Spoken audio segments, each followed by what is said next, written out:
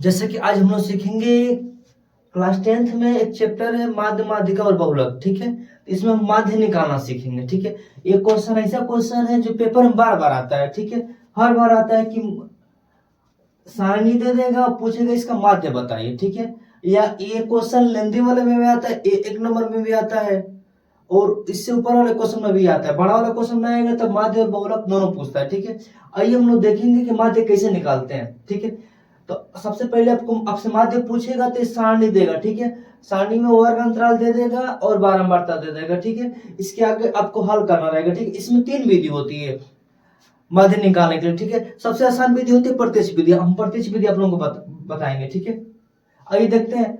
सबसे पहले जो भी लिखा रहेगा, सारणी लिखा रहेगा, क्षैतिज में लिखा रहेगा, इसको ऊर्ध्वाधर में सबसे पहले हम लिखेंगे। ठीक है, किस में लिखेंगे? ऊर्ध्वाधर में। आइए हमने समय बचाने के लिए लिख दिए हैं,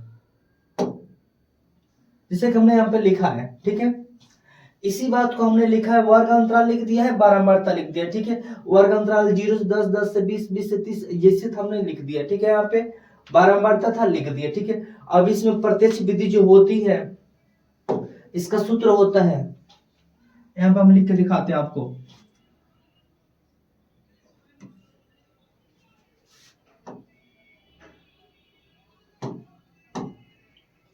प्रत्यक्ष विधि से माध्य। ठीक है, तो प्रत्यक्ष विधि। ठीक है, प्रत्यक्ष विधि माध्य निकालने के लिए इसको x बार से दिखाते हैं। ठीक है, इसके लिए सूत्र होता है sigma f i into x i upon में सिग्मा एफ आई। ठीक है, यही सूत्र होता है प्रत्यक्ष विधि से, sigma f I x i upon में सिग्मा एफ आई। अब हम इसमें देखेंगे कि एफ आई क्या है और एक्स आई क्या है। ठीक है, सबसे पहले जो भी बारंबारता दिया रहता है, क्या दिया रहता है? बारंबारता। ठीक है, ये एफ का मान होता है। किसका मान होता है? एफ का मान होता है। ठीक है, अब इसमें मध्यमान कैसे निकालेंगे? मध्यमान को हम एक्स आई से दिखाते हैं, और इसी को हम क्या बोलते हैं? ये मध्यमान है। ठीक है, इसको एक्स आई से दिखाते हैं। हाँ बिल्कुल, इसको वर्ग चिन्ह में बोलते हैं। ठीक है, अब इसे मध्यमान निकालते कैसे हैं? वर्ग अंतराल को दोनों पार्ट जोड़ेंगे, 2 से भाग दे देंगे, या इसके ठीक बीच वाला। दो तरीका होता है, इसके ठीक बीच वाला, या इन दोनों को जोड़ेंगे, 2 से भाग देंगे, यानी कि 10 में 0 जोड़ेंगे 10 होगा, 10 में 2 से भाग देंगे, क्या आ जाएगा? 5 आ जाएगा। क्या आ जाएगा? 5 आ जाएगा।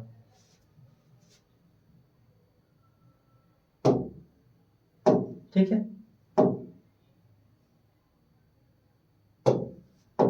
क्या आ जाएगा? 5 आ जाएगा। यहाँ पे 5 लिखते हैं।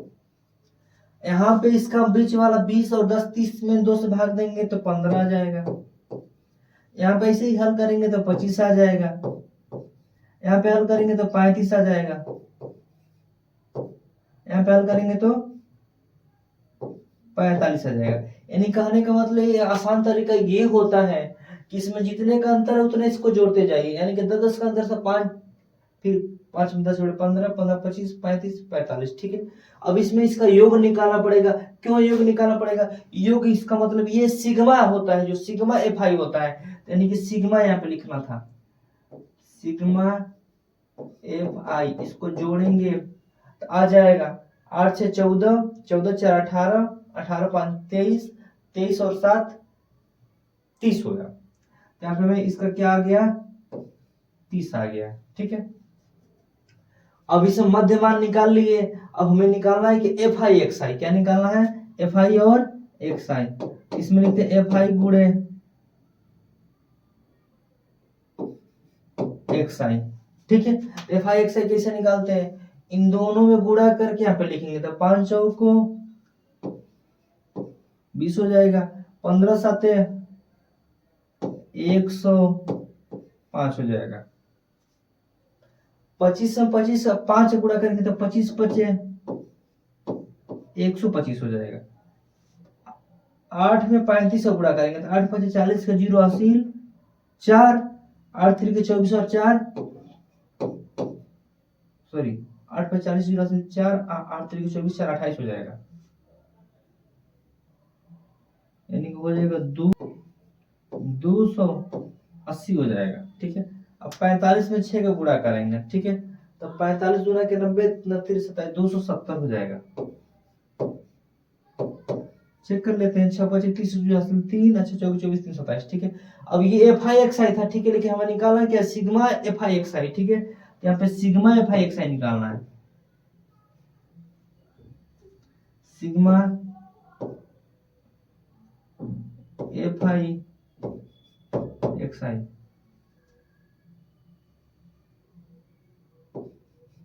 ठीक है। इसको जोड़ना पड़ेगा हमें, हम इसको जोड़ेंगे,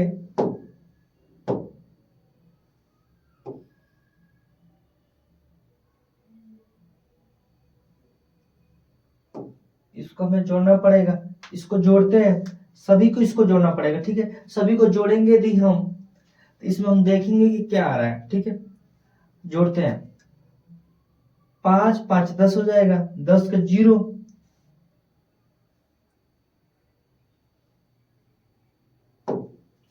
10 का क्या हो जाएगा 0, हासिल 1, 2 2 4 और 8 4 12 12 और 7 19 19 1 20 का 0, हासिल 2, ठीक है।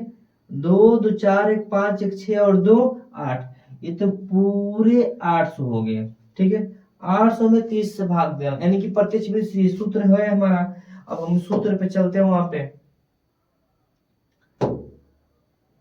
अब इसको हम हल करेंगे,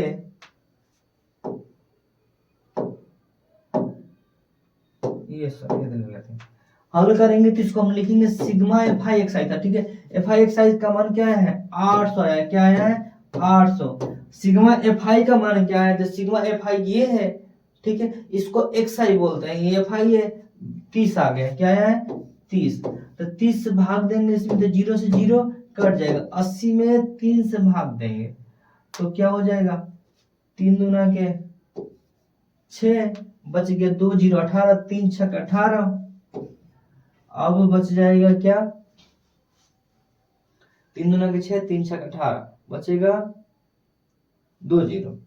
यहाँ पे इधर सीधा भाग दे लेते हैं, 80 में 3 से भाग देंगे तो 3 दूना के 6 हो जाएगा, 2 बचेगा 0 हो जाएगा, 3 6 18 हो जाएगा, ठीक है। अब फिर 2 बचेगा, दशमलव लगाएंगे, फिर से 3 6 18, यानी कि 26.66 आंसर इसका आ जाएगा, ठीक है। ये हमारा आंसर, यानी कि माध्य हमारा क्या आ गया, x पे बार बराबर क्या आ गया 26.66, ठीक है।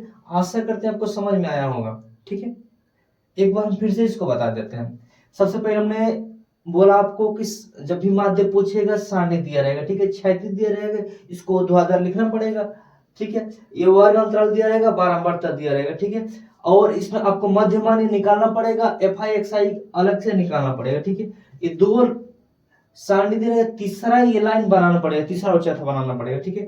अब हमें प्रत्यक्ष विधि का सूत्र होता है sigma f I x i upon में सिग्मा एफ आई, ये माध्य निकालने के लिए एक विधि होती है, दो विधि और है, पग विचलन विधि और कल्पित माध्य विधि, ठीक है।